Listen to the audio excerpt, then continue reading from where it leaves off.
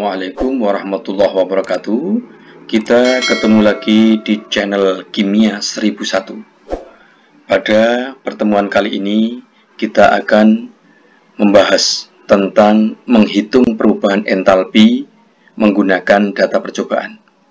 Tapi ada baiknya mari kita awali pertemuan kita kali ini dengan berdoa, memohon kepada Allah Tuhan Yang Maha Esa agar kita diberikan kemudahan di dalam mempelajari materi ini dan agar ilmu yang kita dapatkan dari mempelajari materi ini mendapatkan keberkahan. Baik, kita lanjutkan. Di dalam menghitung perubahan entalpi nanti ada beberapa cara. Cara yang pertama adalah menggunakan data percobaan yang akan kita bahas pada hari ini. Kemudian yang kedua nanti menggunakan hukum Hess. Kemudian yang ketiga menggunakan data perubahan entalpi pembentukan standar delta H0F. Kemudian yang keempat menggunakan data energi ikatan. Yang tiga ini insya Allah akan kita bahas pada video-video berikutnya. Hari ini kita akan konsentrasi pada membahas menghitung perubahan entalpi menggunakan data percobaan. Kalau menghitung perubahan entalpi menggunakan data percobaan, maka tentunya ini dilakukan dengan sebuah percobaan. Misalnya saja ini saya gambarkan dengan memanaskan air menggunakan pembakar spiritus. Sehingga ini nanti kalor pembakaran spiritus yang dihitung. Nah, atau juga menggunakan kalorimeter boom, semacam termos itu. Nah, di dalam data percobaan nanti, cara menghitung perubahan entalpi, kita menggunakan kalor reaksi. Kemudian, persamaan yang ada biasanya Q sama dengan MC delta T, Q sama dengan C delta T. Kita bahas dulu biar Anda tidak bingung. Di sini M, C-nya C kecil, delta T. Ini C-nya C besar, jadi bedanya ini C kecil, ini C besar. C kecil itu adalah kalor jenis. Jadi kita uraikan, Q-nya sama, yaitu sama-sama kalor reaksi. M-nya massa, C-nya kalor jenis, C kecil. Kalau C besar, kapasitas kalor. Delta T-nya sama, perubahan suhu. Sehingga, saya jelaskan sedikit, ketika spiritus ini kita bakar, jadi pembakaran spiritus akan memanaskan air yang ada di dalam wadah ini. Namun sebelum memanaskan air yang ada di dalam wadah, maka otomatis hasil pembakaran atau api ini akan memanaskan wadahnya dulu. Akan memanaskan pemanggangnya dulu. Setelah pemanggangnya panas, dia akan memanaskan wadahnya. Setelah wadahnya panas, dia baru memanaskan air di dalamnya. Sehingga ketika kita harus menghitung dengan teliti, kemana saja gunanya kalor ini, ya kita hitung satu-satu berapa yang dipakai untuk memanaskan pemanggang, berapa kalor yang dipanaskan untuk memanaskan wadah, berapa kalor yang kita pakai untuk memanaskan air. Sehingga kita nanti lihat soalnya saja. Jadi kalau C besar, ini kapasitas kalor, ini pengertiannya adalah kalor yang digunakan untuk menaikkan suhu 1 derajat Celcius, tidak ada masanya. Jadi ini biasanya umumnya dipakai untuk kapasitas kalor pemanggang, kapasitas kalor wadah, ini menggunakan kapasitas kalor. Sedangkan zat yang kita panaskan, ini masanya kan ada, bisa dihitung. Sehingga ini menggunakan M, massa. Kapasitasnya kalornya, C kecilnya adalah kalor jenis dari air yang kita panaskan. Sehingga kalau kita hubungkan dua rumus ini, sebetulnya C besar itu adalah M dikalikan C, kan sama. Ya, bisa dipahami ya. Jadi nanti kita lihat soalnya, mintanya seperti apa? Apakah kita hitung kalor yang dipakai memanaskan wadah atau tidak? Kalau tidak, berarti kita hanya menghitung kalor yang dipakai untuk menaikkan suhu saja.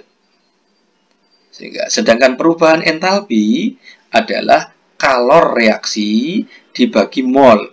Kalor reaksi dibagi mol. Tanda negatif ini menunjukkan reaksinya dalam hal ini reaksi eksoterm. Kita nanti cukup melihat kalau lingkungan terjadi kenaikan suhu, maka itu adalah reaksi eksoterm, berarti kalor terlepas dari sistem ke lingkungan. Kalau lingkungan mengalami penurunan suhu, maka terjadi reaksi endoterm. Delta-H-nya positif. Kita akan melihat beberapa contoh soal dengan tipe yang berbeda-beda. Kita perhatikan contoh yang pertama, semacam ini. Dalam sebuah kalorimeter boom, ini menggunakan kalorimeter boom, berisi 1 liter air.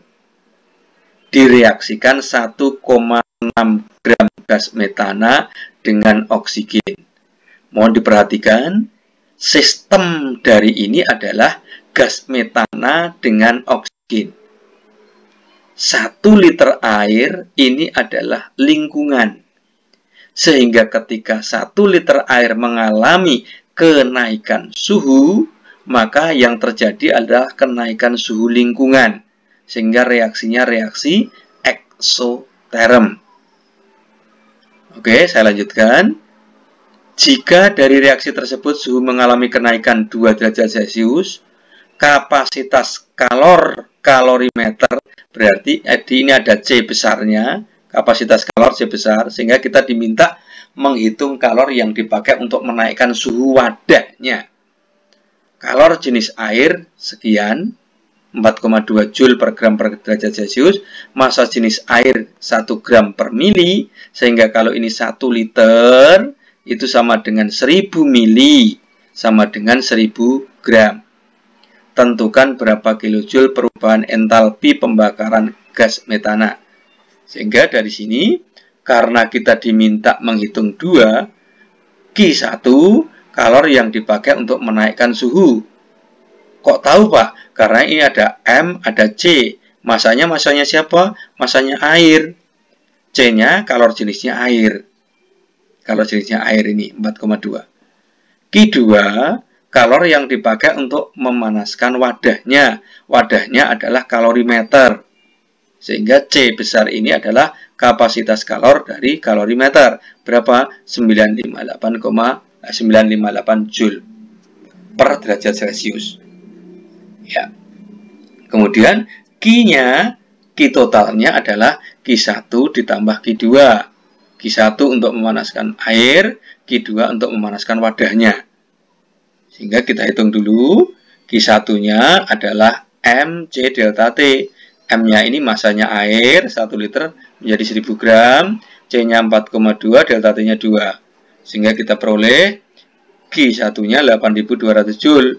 Sedangkan Q2-nya, C besar, kapasitas kalor dikalikan 2. 2 ini kenaikan suhu, sama. Sehingga kita dapatkan Q2, 1956. Sehingga Q totalnya adalah 8200 ditambah 1956. Sama dengan 10.156. Nah, bagaimana kita menghitung perubahan entalpinya? Tadi kita dapatkan Q1, Q2 10.156, sedangkan perubahan entalpi adalah Q per mol. Molnya ini molnya siapa? Molnya ini tentunya molnya bahan bakar yang dipakai.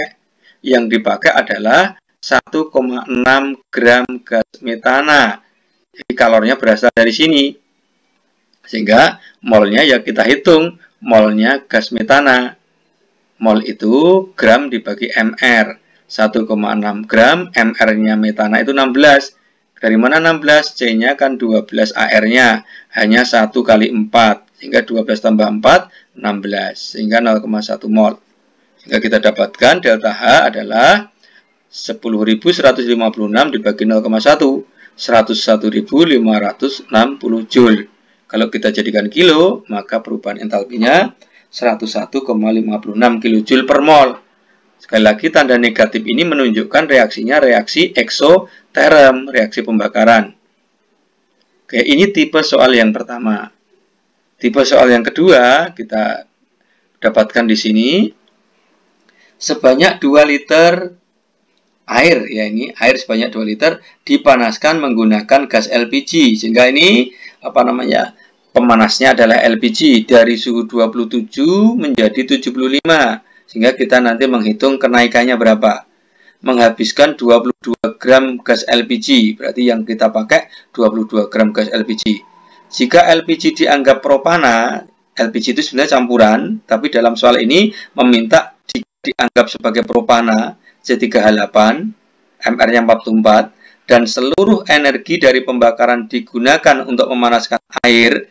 Nah, berarti ini tidak ada kalor yang dipakai untuk memanaskan wadahnya. Karena soalnya minta demikian. Seluruh energi dipakai untuk memanaskan air. Hitung besarnya perubahan entalpi pembakaran LPG tersebut. Kalor jenis airnya 4,2 Joule per gram per derajat Celcius. Massa jenis air 1 gram per cm kubik atau per mili.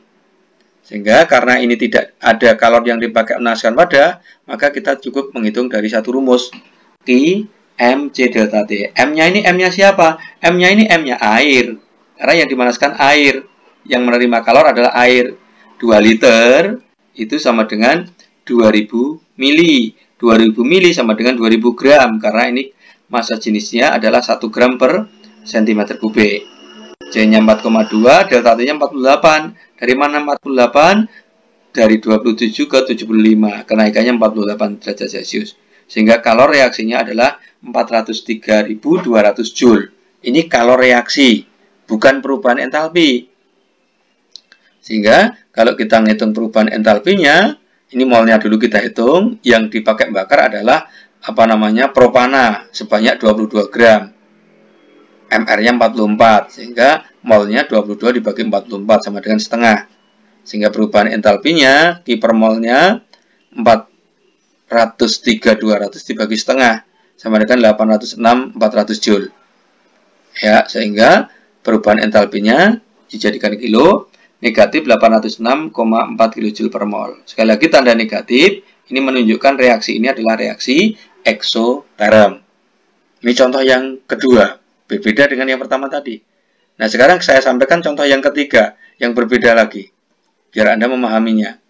Contoh, ke dalam 100 mili larutan NaOH 0,5 molar, ditambahkan 100 mili larutan HCl 0,5 molar. Sehingga ini ada yang dicampurkan ini. Satunya basa, satunya asam. Sehingga terjadi reaksi kimia. Ternyata suhu larutan berubah dari 25 menjadi 32. Berarti mengalami kenaikan suhu. Reaksi ini reaksi eksoterm lagi. Kalor jenis larutan dianggap sama dengan air.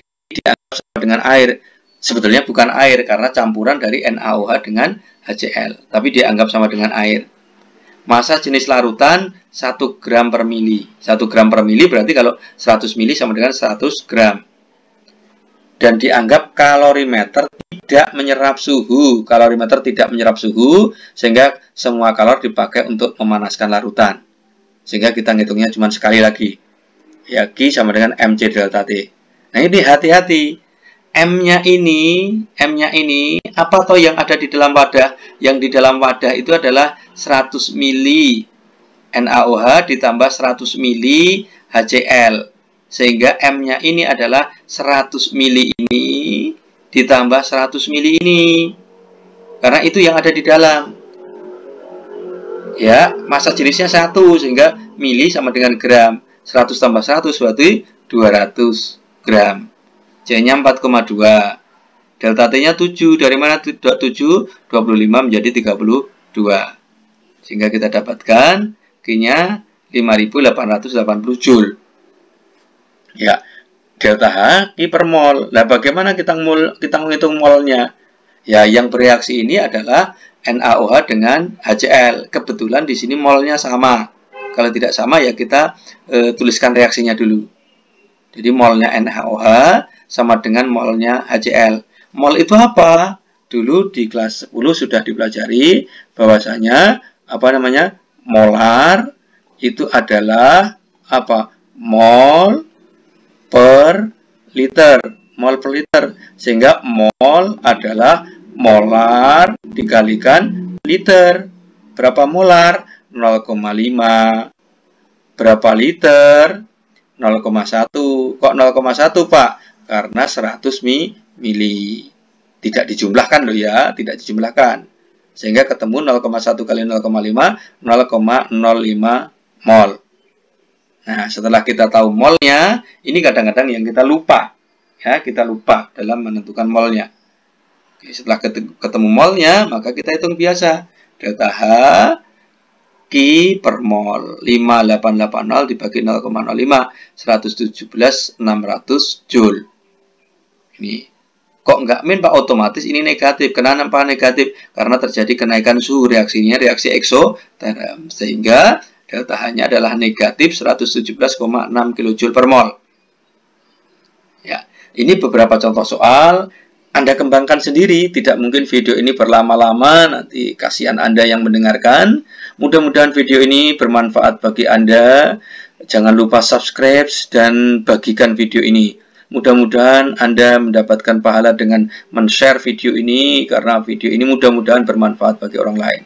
Demikian yang bisa kami sampaikan. Mohon maaf jika penjelasan kami kurang bisa dipahami. Mudah-mudahan Anda diberikan pertolongan oleh Allah untuk diberikan kefahaman dalam video ini. Terima kasih. Kita tutup pertemuan dengan membaca hamdalah. Alhamdulillahirabbil alamin. Assalamualaikum warahmatullahi wabarakatuh.